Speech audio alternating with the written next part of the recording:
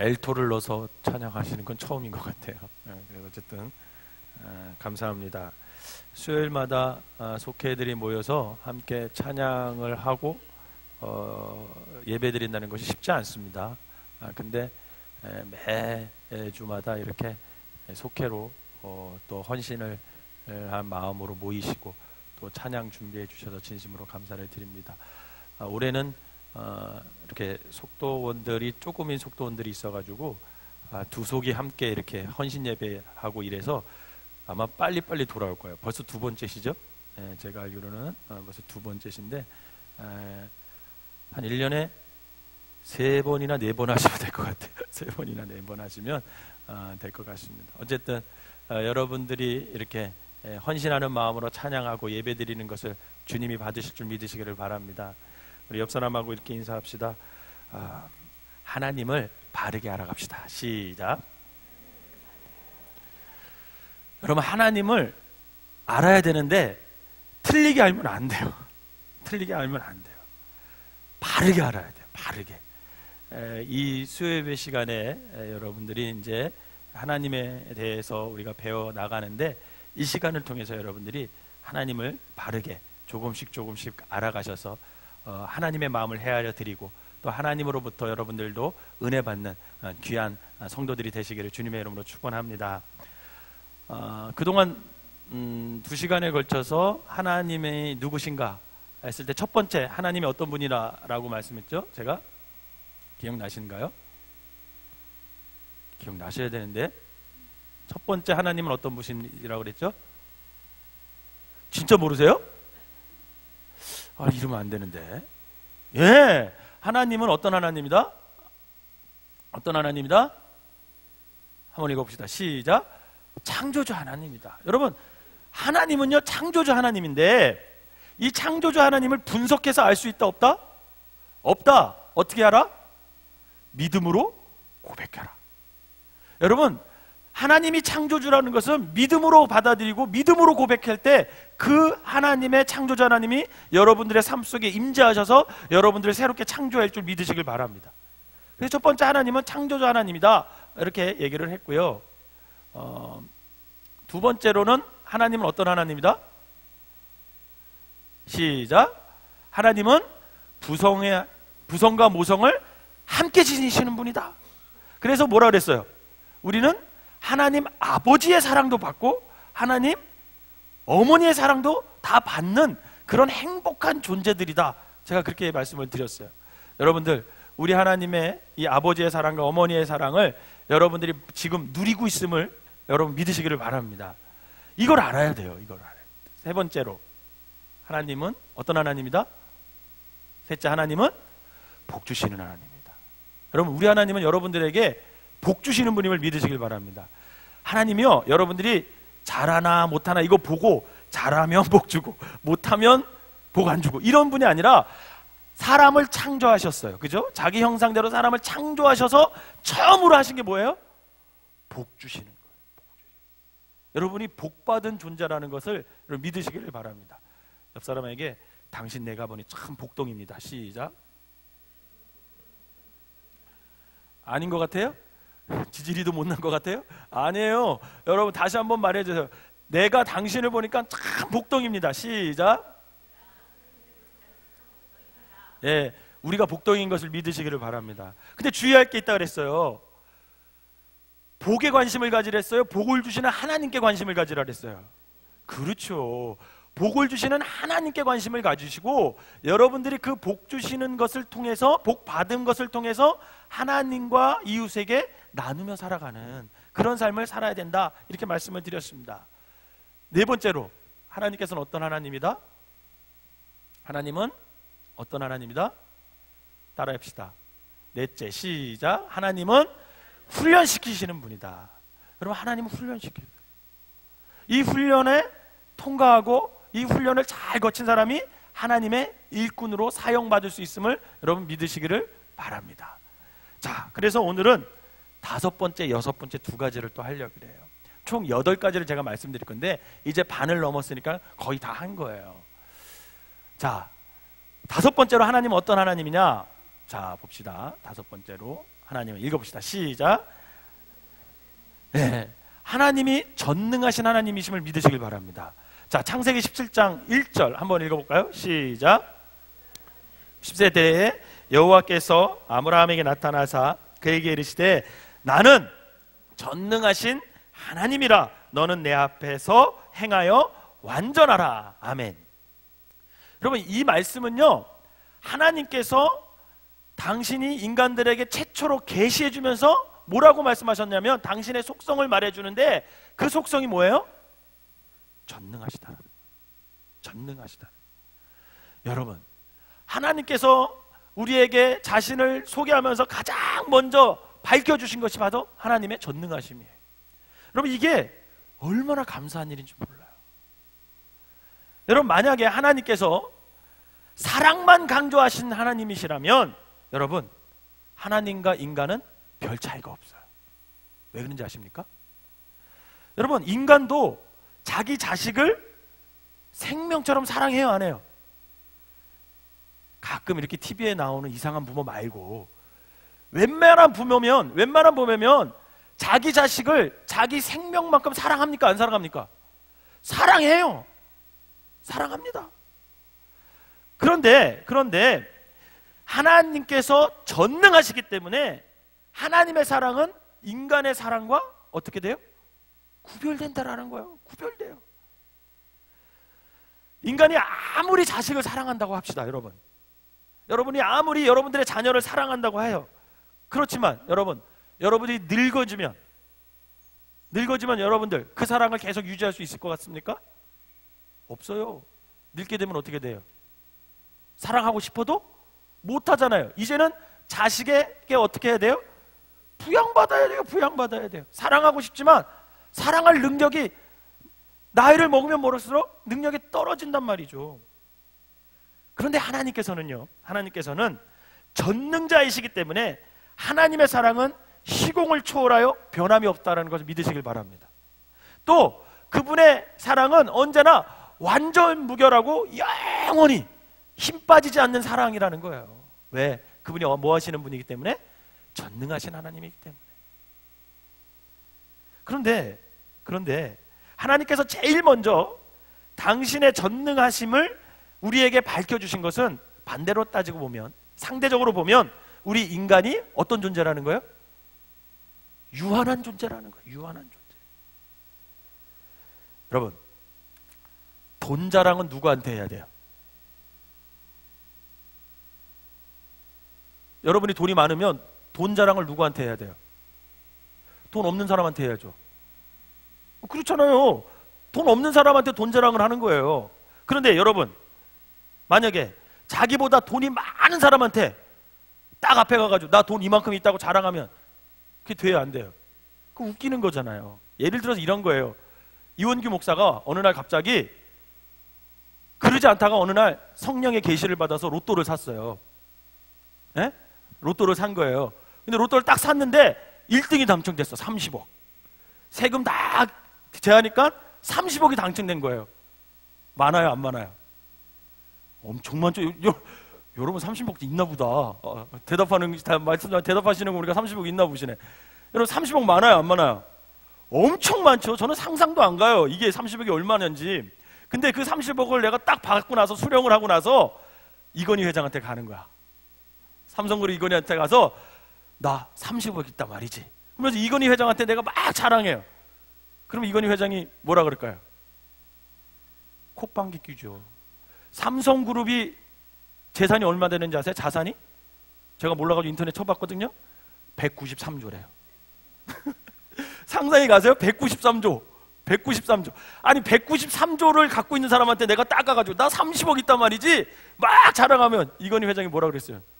미친놈 아니야 저거, 웃긴 놈 아니야 저거 하면서 콧방귀 낄 거란 말이죠. 여러분, 마찬가지로 인간 역시 하나님처럼 전능한 존재라면 굳이 하나님께서 나타나셔서 우리에게 나는 전능하신 하나님이다 이렇게 밝히면 그게 웃겨요, 안 웃겨요? 그거 웃기잖아요. 근데 우리가 전능해요, 안 해요? 안 하잖아요. 우리는 유한하잖아요. 약하잖아요. 그러니 하나님께서 딱 나타나셔서 우리에게 하시는 말씀이 뭐냐면 나는 전능하신 하나님이다. 이 말은 뭐냐면 너 유한하다라는 거예요. 인간 너 굉장히 연약한 존재다. 하나님 없으면 살 수 없는 존재다. 이걸 밝혀주시는 거예요.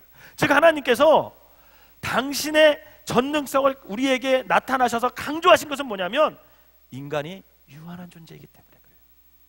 그러므로 전능하신 하나님과 우리가 바른 관계를 맺기 위해서는 먼저 나 자신이 유한하다, 나 자신이 약하다, 그것을 인정해야 전능하신 하나님의 도우심 속에서 우리가 살아갈 수 있다라는 것입니다. 그런데 불구하고 얼마나 많은 사람들이 자신의 유한함을 망각한 채 마치 전능자처럼 그렇게 살아가는 사람들이 얼마나 많아요. 이 땅에 전능한 하나님을 외면하고 살아가는 사람이 얼마나 많아요. 왜? 자기가 다 할 수 있는 것 같거든. 그러나 과연 인간이 전능한 존재냔 말이죠. 옆 사람 한번 쳐다보세요. 전능한 사람 같아요? 모든 걸 다 할 수 있을 것 같아요? 송혜연, 홍주영 남편이 모든 걸 다 해줄 것 같아? 네? 전능자처럼 보여? 2004년 7월 6일 제 생에 있어서 가장 행복한 날입니다. 2004년 7월 6일. 왜 그러냐면 바로 우리 첫째 딸 주원이가 태어난 날이에요. 그런데 그 행복도 잠시 저는 하루 만에 우리 사랑하는 딸 주원이를 신생아 응급실로 보내야 했습니다. 자연분만을 시도하다가 우리 아내가 자연분만을 시도하다가 아이가 나오지 않는 거예요. 아이가 나오지 않았어요. 그래서 촉진제를 맞아가면서 24시간 동안 진통을 했습니다. 근데 아이가 안 나와요. 그러니까 의사 선생님이 오늘은 쉬고 내일 다시 시도하자고 그렇게 말씀하셨어요. 그러고 나서 또 그 다음날 또 진통 촉진제를 또 맞아가면서 우리 아내가 분만을 시도했습니다. 근데 6시간 넘게 아이가 안 나오는 거예요. 근데 양수는 이제 그때 이제 막 터지면서 이제 위험한 상황이 갔습니다. 결국 의사가 수술을 해야 된다. 수술을 해서 아이를 꺼내야 된다. 이렇게 말을 했어요. 그럼 그 과정 속에서 산모도 너무 고통스러웠고 또 아이도 너무 스트레스를 받아서 결국은 태어나자마자 기흉이 걸렸어요. 기흉이 걸렸어요. 그러니까 폐에 이제 물이 차게 된 거예요. 폐에 무리가 차게 돼서 태어난 지 하루 만에 우리 주원이가 신생아응급실에 들어가서 치료를 받게 됐습니다. 면회가 하루에 2번밖에 안 됐어요. 오전 10시, 그 다음에 저녁 6시인가 7시인가 이렇게 2번밖에 되지 않았습니다. 면회 시간에 이제 제가 이제 신생아응급실로 가서 이렇게 우리 주원이를 이렇게 보는데 여러분 정말 태어난 아기 얼마나요? 주먹만 하잖아요. 요만하거든요. 요만한데 거기다가 모든 선을 연결한 거예요. 주사기를 연결해서 이렇게 닌게로 꼽아놓고 눈은 가려놓고 인큐베이터 안에 들어가 있고 그 다음에 뭐 맥박 뛰는 선 뭐 하여튼 한 3-4가지 선이 쫙 연결돼 있어가지고 그 아이를 제가 이렇게 보는데 도저히 가슴이 아파서 볼 수가 없는 거죠. 그런데 그 순간 아빠로서 제가 할 수 있는 게 아무것도 없었습니다. 그런데 여러분 사랑하면 무언가 해줘야 되잖아요. 근데 저는 무력하게 아무것도 우리 주원이에게 해줄 수 있는 게 아무것도 없었습니다. 저의 일생에서 그 순간보다 나의 무력함을 더 통감했던 적은 없어요.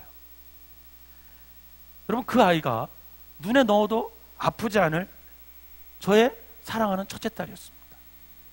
그 아이가 태어나서 간호사가 그 아이를 이렇게 안고 저에게 주었을 때 그 순간 제가 얼마나 감격했는지 몰라요. 갓 태어난 아이의 얼굴을 들어보면서 내가 이 아이가 유익한 거라면 내가 할 수 있는 것을 다 해서 무엇이든지 해줄 것이다. 그런 마음을 제가 먹었었어요. 그러나 그 아이가 병들었을 때, 그것도 하루 만에, 태어나자마자 하루 만에 병들었을 때 저는 우리 사랑하는 딸에게 아무것도 해줄 수 없는 그런 무력한 아빠였습니다. 여러분 이처럼요, 사람은 참 무력해요. 그리고 굉장히 유한한 존재예요. 모든 것을 다 쓸 것 같죠? 그러나 가장 중요한 것은 실은 아무것도 못해요. 가장 중요한 것은 아무것도 못하는 게 인간이에요. 저는 여러분 이번에 세월호 사건을 보면서 그 세월호 사건에서 그 상처를 입은 그 유가족들, 여러분 그 부모님이 그 아이들을 사랑합니까? 안 사랑합니까? 사랑하잖아요. 고등학교 2학년 때까지 얼마나 애지중지하면서 그 아이들을 키워왔겠어요. 여러분, 그러나 그 사랑이 물속으로 뛰어 들어가서 어떻게 해요? 그 아이들을 건질 수 있는 능력이 여러분 그 부모에게 없어요. 사랑하는 자식이 위급함에 빠졌을 때 그의 구원자가 될 수 없음을 자처할지라도 자신의 생명과 직결되는 물 한 방울, 공기 한 점, 그걸 만들지 못하는 것이 바로 우리 인간이라는 겁니다. 이처럼 무력하고 무능하며 유한한 인간에게 하나님께서 뭐라고 얘기하시냐면, 딱 나타나셔서 첫 번째로 당신의 속성을 밝혀주신 게 뭐냐면, 나는 전능하신 하나님이시라는 거예요. 그 하나님께서 오늘 나의 아버지가 되어주신다는 거예요. 그 전능하신 하나님께서 오늘 여러분들의 아버지가 되어주신다고 약속해 주시는 것입니다. 여러분, 이 얼마나 기쁜 소식이에요. 전능하시다 하는 게 무슨 뜻이에요? 하지 못할 것이 아무것도 없다, 이런 뜻이에요. 우리 하나님은 하지 못할 게 아무것도 없음을 여러분 믿으시길 바랍니다. 여러분들의 병든 것 하나님께서 고쳐주실 줄 믿으시길 바랍니다. 여러분들의 있는 문제들, 여러분들의 아픔들, 여러분들의 상처들 전능하신 하나님께서 치유해 주실 줄 믿으시길 바랍니다. 그러므로 우리는 우리 아버지 되시는 그 전능하신 하나님을 힘입어서 우리의 유한함을 뛰어넘을 수 있다라는 거예요. 비록 나는 유한해, 비록 나는 연약해, 하지만 내 아버지가 어떤 분이셔요? 전능하신 하나님이세요. 그러면 그 하나님의 아버지, 전능하신 하나님을 내가 힘입어서 우리의 유한함을 뛰어넘을 수 있다라는 것입니다. 여러분, 그렇다면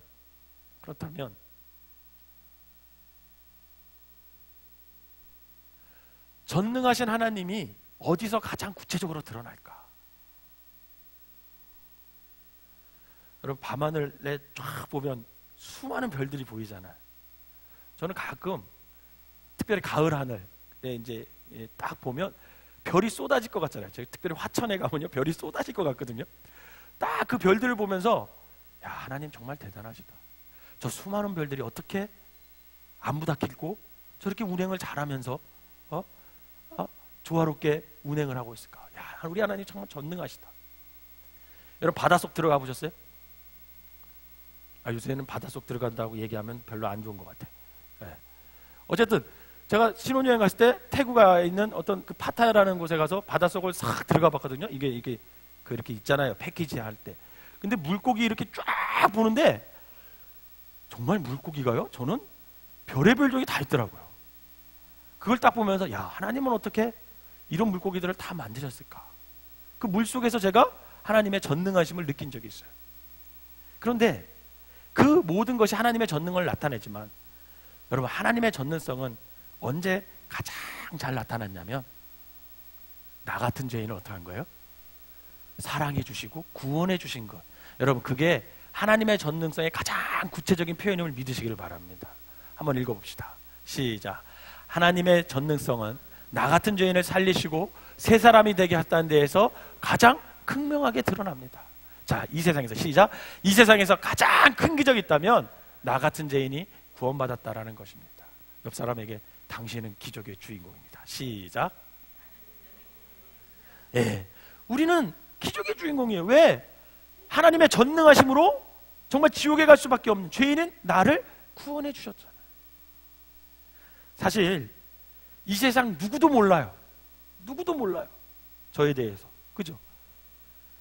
저에 대해서 여러분 잘 모르잖아요. 나에 대해서 가장 잘 아는 사람은 누굴까요? 나죠. 나예요. 우리 알 사람이 저에 대해서 다 알까요?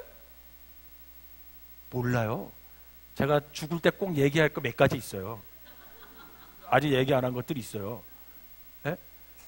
몰라요. 제 속을 우리 한 사람이 어떻게 알겠습니까? 모릅니다. 나를 가장 잘 아는 게 누구예요? 나죠. 나예요. 그런데 나 자신만 내가 얼마나 흉측하고 죄가 많은지 나밖에 모르죠. 만약에 그 추악한 나의 과거를, 여러분, 그 모든 것을 정말 다 하나님께서 용서해 주시고 그 하나님의 전능하심으로 나를 그 과거로부터 해방시켜 주시고 죄에서부터 구원해 주시고, 여러분 지금 결국 이렇게 목사로 세워주셨다라는 거, 여러분 그게 전능하신 하나님의 기적 중에 기적임을 여러분 믿으시길 바랍니다. 사랑하는 성도 여러분, 하나님께서 영원히 그 죽음의 구렁텅이에서 저와 여러분들을 구원해 주셔서 이렇게 하나님의 자녀로, 그 전능하신 하나님을 아버지라고 부를 수 있게 하신 것, 여러분 그게 기적 중에 기적이고 또 그것이 가장 전능하신 하나님의 구체적인 표현이라는 것을 여러분 믿으시기를 바랍니다. 여러분 한번 깊이 생각해 보세요. 영원한 죽음으로부터 우리를 살려내실 정도로 전능하신 하나님이라면, 여러분 하나님께서 그 당신의 전능하심으로 살려내신 우리의 그 일평생, 그 미래까지도 하나님께서 왜 책임져 주지 않겠냐라는 거죠. 당연히 책임져 주시죠. 과거의 죄 속에서 구원해 주셔서 하나님의 전능성을 우리에게 보여주셨다면 그 전능하신 하나님이 앞으로 하나님의 자녀로 살아갈 나의 미래까지도 여러분 책임져 주실 걸 여러분 믿으시기를 바랍니다. 그래서 하나님께서 이렇게 말씀하셨어요. 한번 창세기 17장 1절 처음 부분 한번 읽어보겠습니다. 시작. 나는 전능한 하나님이라 너는 내 앞에서 행하여 완전하라. 여러분 이 말씀의 의미가 뭡니까? 하나님께서는 우리에게 너만 홀로 완전해라 이렇게 말씀하시는 분이 아니에요. 너만 홀로 완전해라, 너 한번 완전해지도록 애써봐, 내가 얼마나 잘하나 볼게, 이게 아니에요. 하나님께서는 우리에게 당신 앞에서 행함으로 완전해라 이렇게 말씀하세요. 즉 전능하신 하나님께서는 우리에게 내 앞에서 행하라 이렇게 말씀하십니다. 여러분 그렇게 말씀하시는 것은 뭐냐면 하나님께서 곧 저와 여러분들 뒤에서 여러분 백그라운드가 되어주시겠다는, 등 뒤에서 밀어주시겠다는 얘기예요. 밀어주시겠다는 얘기. 하나님께서 그냥 너 혼자 완전하게 한번 살아봐 이게 아니라 우리의 등 뒤에서 우리를 밀어주시면서 재촉하시면서 넘어질 때 이렇게 세워주시고 격려해 주시면서 백그라운드가 되어주셔서 우리로 하여금 전능하시면 하나님의 힘입어서 우리도 완전할 수 있게끔 하나님께서 도와주시겠다라는 것입니다. 바라기는 우리 뒤에 계시는 그분, 바로 전능하신 하나님이심을 믿고 그분의 도우심 안에서 날마다 온전하게 살아가는 저와 여러분 되시기를 주님의 이름으로 축원합니다. 두 번째로는 여섯 번째, 하나님은 어떤 하나님이시다? 예비하신 하나님을 믿으시길 바랍니다. 다섯 번째는 무슨 하나님? 전능하신 하나님. 여섯 번째는 하나님은 예비하신 하나님이세요. 어느 날 하나님께서 아브라함에게 나타났어요. 아브라함에게. 그리고 100세에 얻은 그 아들 이삭을 하나님께서 뭐라고 하십니까? 번제로 바쳐라 이렇게 명령해요. 여러분 사랑하는 아들을 번제로 바친다는 것은 여러분 상식적으로 수행 가능한 거예요? 수행 불가능한 거예요? 불가능한 거죠. 불가능하죠. 불가능한 명령이지만 아브라함은 단 한마디의 이의도 제기하지 않고 어떡합니까? 순종했어요. 순종. 자, 그렇다면 만약 하나님께서 읽어봅시다. 시작.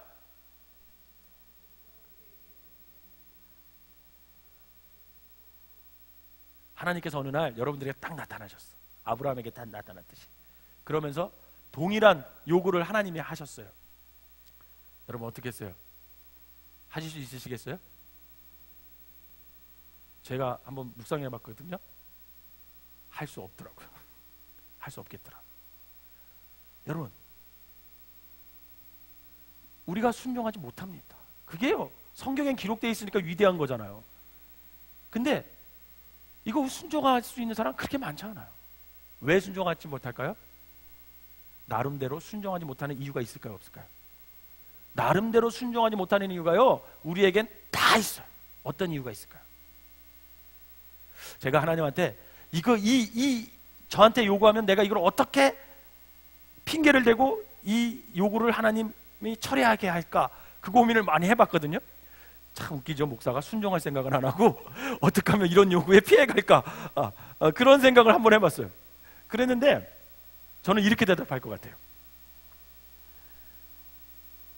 하나님께서 절대 그럴 리 없어 이렇게 생각할 것 같아요. 아니 하나님이 노망이 드셨나? 왜 그런 요구를 해 나한테? 절대 좋으신 하나님이 나한테 좋으신 하나님이 그때 이제 하나님에 대해서 스스로 느낀 하나님을 해석하는 거죠. 그러면서 에이 좋으신 하나님이 그럴 리 없어. 하나님 지금 잘못 말씀하신 거죠? 하면서 자꾸만 핑계 댈 것 같아요. 또 어떤 핑계를 댈까 생각해 보니까 분명히 내가 기도하다가 하나님의 음성을 잘못 들은 걸 거야. 그렇게 부인할 것 같아.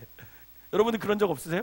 막 기도했는데 어느 날 하나님께서 마음속에 어떤 부담감을 주셨어. 그 부담감을 갖고 막 있었는데 하루 지나고 이틀 지나고 스스로 그걸 못 지키면 어떻게 해요? 스스로 위로하잖아요. 에이, 분명히 내가 하나님의 음성을 잘못 들은 거야. 하나님이 그렇게 나에게 말씀하실 리가 없어. 나를 너무 하나님이 믿음이 큰 사람으로 보신 것 같아. 그러면서 어떻게 해요? 하나님의 음성을 잘못 들었을까? 이렇게 얘기할 때가 있습니다. 또 어떤 핑계를 댈까? 여러분 어떤 핑계 댈 수 있으시겠어요? 하나님 하나밖에 없어요. 제가 2명이나 3명의 아들 3명 있으면 그 중에 1명 바칠 수 있을 것 같은데 하나밖에 없어요 하나님. 근데 이 하나를 어떻게 하나님께 바칩니까? 이렇게 핑계 댈 것 같아요. 그리고 또 어떤 핑계를 댈 수 있을까 하다가 이런 핑계도 댈 수 있어요. 하나님 잠깐만요, 우리 안사람하고 좀 상의해 볼게요.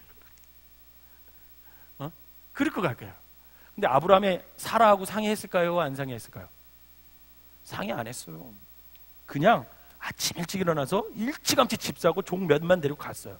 성경 여러분들을 가만히 읽어보세요. 굉장히 재밌는 부분인데 그 중에 한 부분이 이 부분이에요. 그러고 나서 이 여호와 이레의 사건이 있고 나서 그 다음 장에 사라가 어떻게 되는지 아십니까? 사라가 죽었더라 나와요. 성경 가서 읽어보세요. 이 모리아 사건, 아브라함이 이삭 바치는 사건 다음 장에 보면요, 첫 번째 소개되는 게 사라가 그만 죽어버렸어요. 왜 죽었을까요?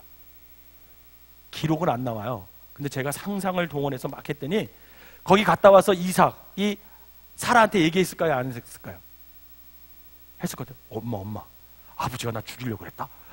아버지가 나 죽이려고 그랬는데 아버지가 나 죽이려고 그랬는데 갑자기 아버지가 순종했더니 하나님께서 송아지를 염소를 이렇게 해줘가지고 나 대신 염소를 바쳤다? 그런 일이 있었어. 야, 가서 이삭이 얘기했을 거야. 그 소리를 들은 사라의 마음이 어떻겠어요?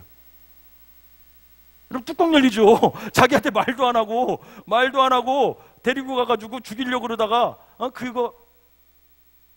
그래 화병으로 내가 볼 땐 분명히 사라가 그의 세계를 듣고 죽었을 것 같다. 이런 생각이 들더라고요. 여러분 사라의 인생이 한번 성경 신앙적인 눈으로 보지 않고요, 여자의 일생을 한번 보세요. 여자의 일생으로 한번 성경을 쭉 읽으면 사라처럼 정말 고생한 여자가 어디 있어요?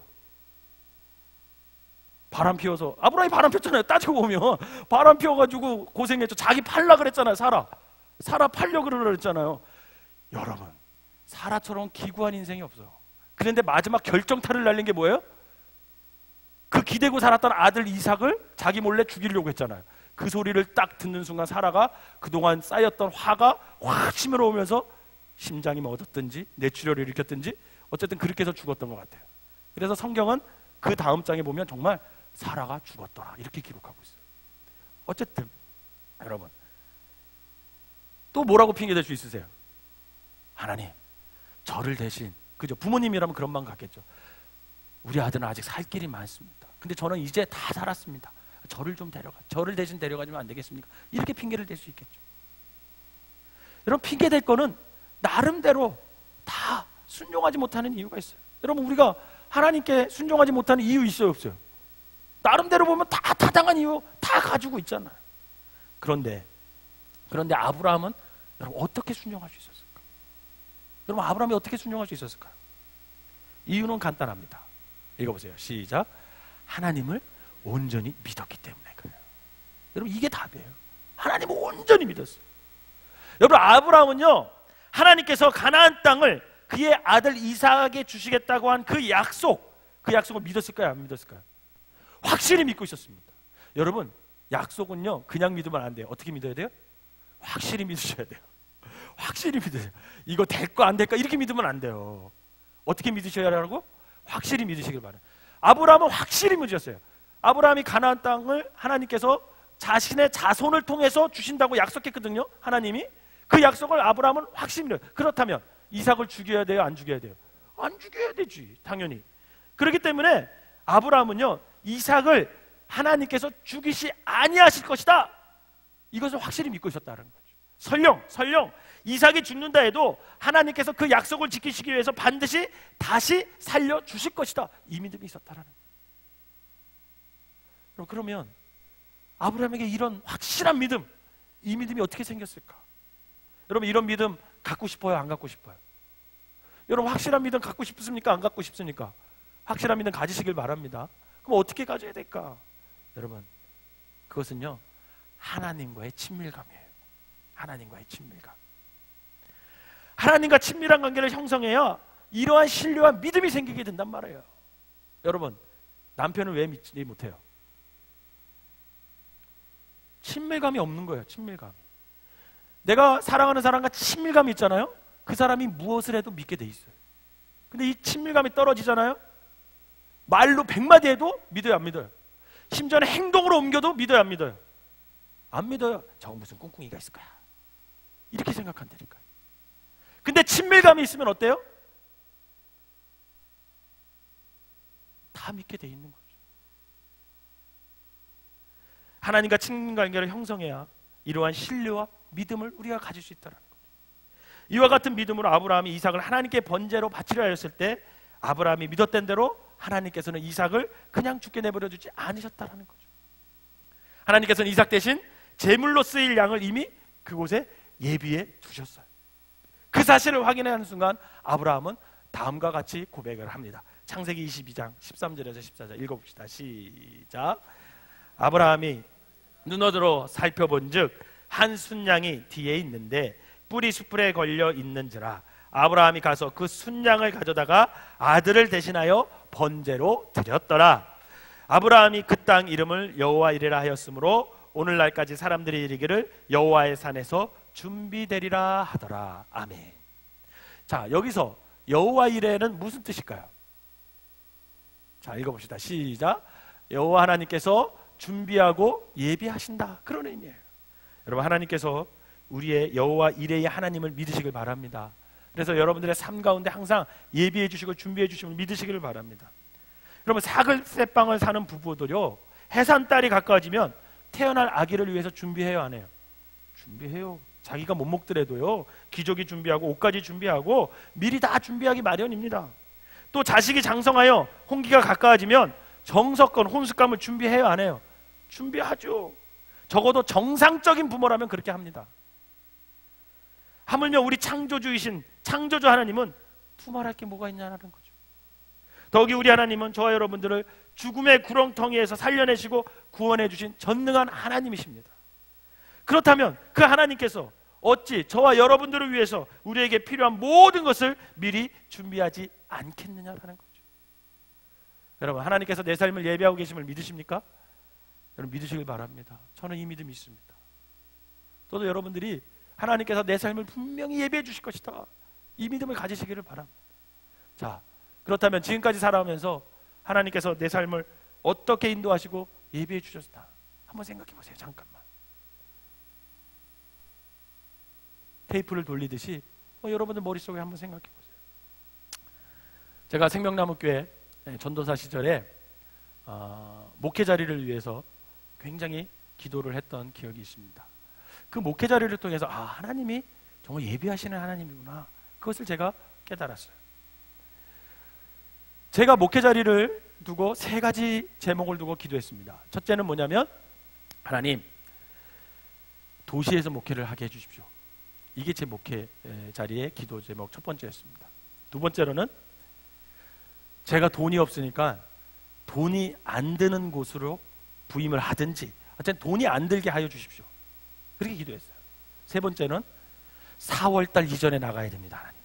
제가 그렇게 기도했어요. 왜 그러냐면 우리 감리교법에서 4월 이후에 나가면 전도사를요 3년 해야 되는데 4월 이후에 가면 1년을 더 해야 돼요. 4월 이전에 나가야 그 해를 쳐주는 거예요. 그 해도 전도사로 쳐주는 거예요. 근데 4월 이후에 나가면은 1년을 그냥 버리는 거죠. 그래서 하나님께 제가 이 3가지를 놓고 기도했습니다.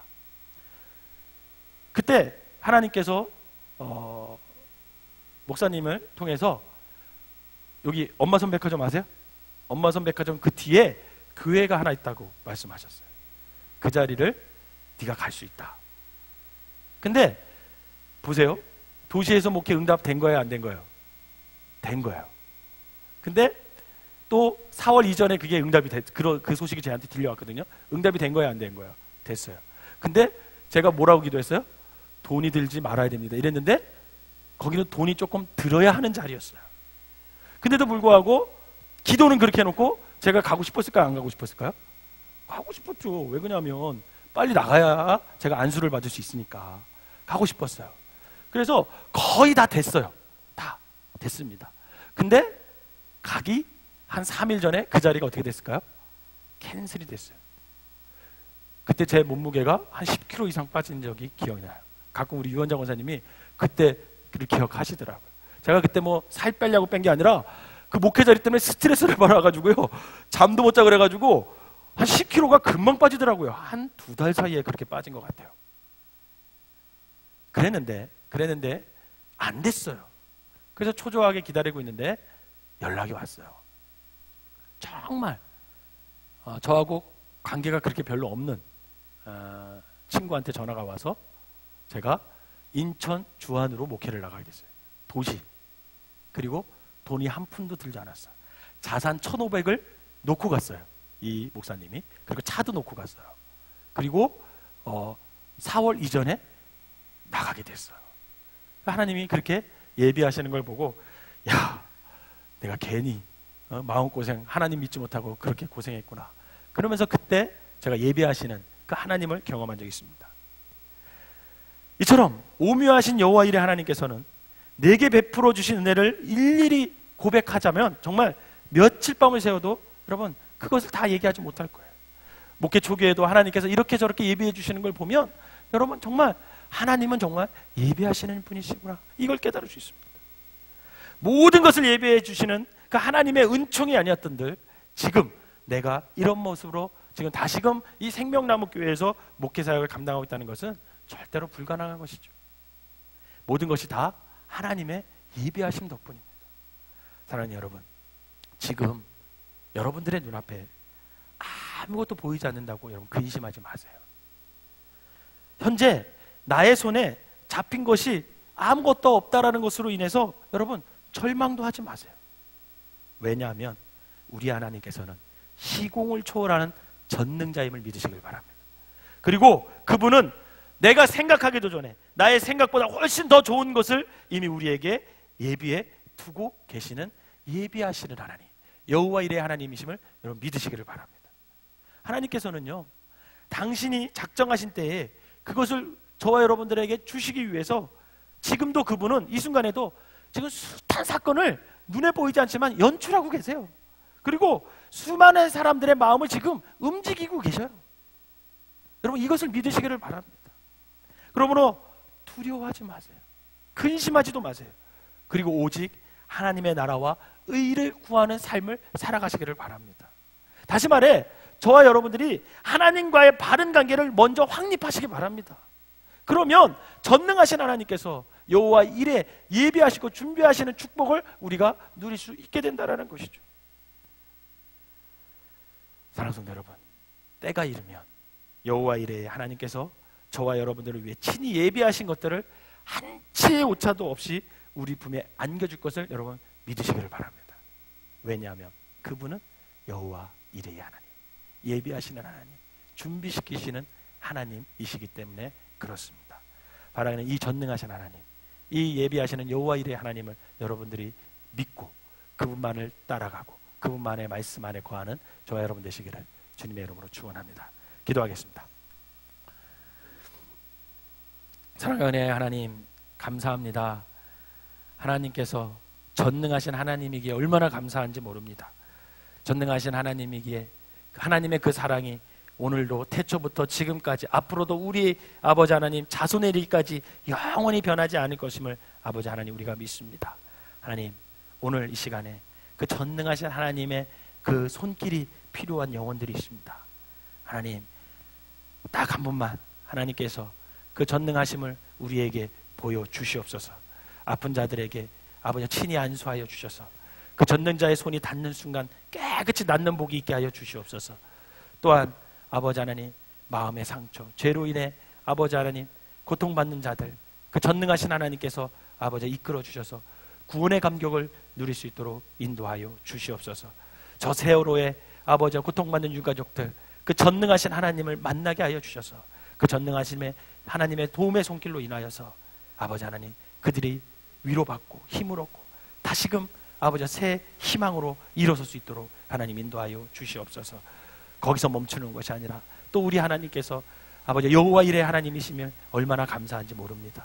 그냥 건져주시고 끝나는 것이 아니라 아버지 하나님 구원해 주시고 끝나는 것이 아니라 치료해 주시고 끝나는 것이 아니라 앞으로 살아갈 날 동안도 하나님께서 이 모양 저 모양으로 예비해 주셔서 아버지 우리로 하여금 더 좋은 곳으로 축복해 주실 그 예비의 하나님, 준비하신 하나님, 그 여호와 일의 하나님이 나의 하나님, 우리 생명나무교회 모든 성도들의 하나님임을 감사합니다. 하나님, 오늘 그 여호와 일의 하나님이 우리의 삶 가운데 임하여서 아버지 하나님 필요할 때마다 하나님이 원하시는 그 카이로스의 때에 하나님의 때에 정확히 이루어져서 우리가 만족함을 누리고 하나님을 찬양하는 귀한 성도들 되게 하여 주시옵소서. 예수님의 이름으로 기도하옵나이다. 아멘.